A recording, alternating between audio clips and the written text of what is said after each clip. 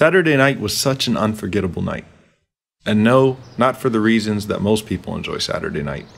You know what? Why don't I just tell you about it?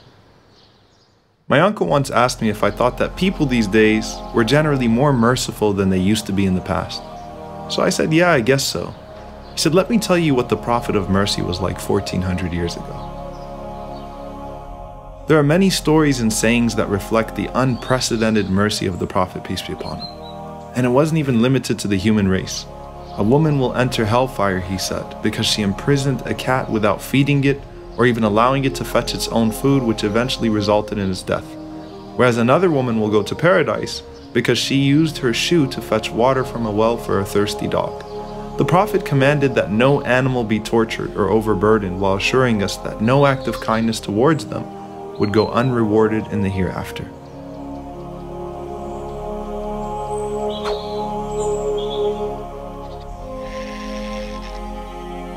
If even animals are to be shown this mercy, then what about humanity? So I asked him, what are you doing Saturday night? The Prophet's mercy was boundless, and no soul felt neglected by it. He especially showed love to the orphans who were deprived of the mercy of a parent, because he knew exactly what that felt like. Even on the day of Eid, when he saw a lonely orphan, he didn't hesitate to say, how would you like that Muhammad be your father, Aisha your mother, and Fatima your sister?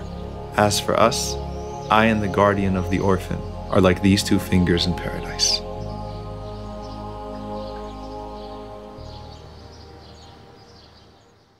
In today's world, blue-collar workers tend to be highly exploited. They're paid very little, yet reprimanded harshly. No regard is shown for their age or dignity. Whereas if you read about the Prophet, peace be upon him, you find that even those that were sent to him to serve him as children were in awe of his mercy. Anas ibn Malik, who was sent by his mother, said, I served the Prophet, peace be upon him, for 7 years, and I don't remember him ever reprimanding me or saying, why did you do this? Or why didn't you do this? And I've never seen a man with a higher standard of character.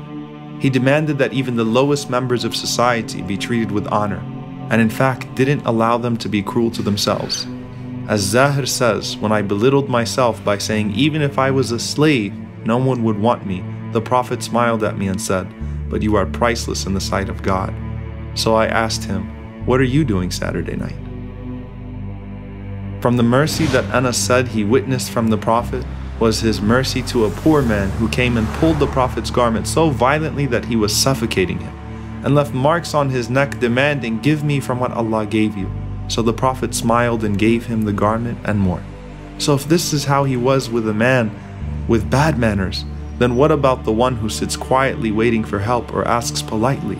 So I asked him, what are you doing Saturday night? So about Saturday night. You know, Saturday night's a pretty cool night for young people. Some go out to the movies, some go out to eat, some just hang out with friends, some do some not so halal things. But for me, I decided that this Saturday night would be different. My neighbor called me and told me that he was going out to eat with some friends from work, and it would be great if I could join, but I respectfully declined, saying I already made plans. It was a magical night for them, and for me as well. We talked about our families, told jokes to each other, talked a little sports, and just had a blast. I actually really enjoyed dinner, and the company even more, and was reminded of the Prophet's words when he said, the worst food is the food served at a gathering to which the rich are invited, whereas the poor are left out.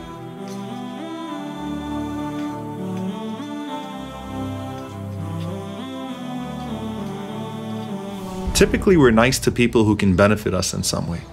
That's what makes the Prophet, peace be upon him, so amazing. He loved and cared for even the most downtrodden members of society, and encouraged us to do so as well. وَمَا أَرْسَلْنَاكَ إِلَّا رَحْمَةً لِلْعَالَمِينَ. No human, Muslim, non-Muslim, no creature that ever encountered you was deprived of your mercy. It didn't matter if they were weak or poor or looked down upon by others.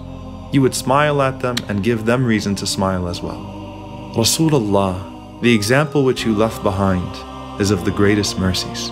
Ya Rahman, do not deprive us of Rahmah, and raise us with the one whom you sent as a Rahmah.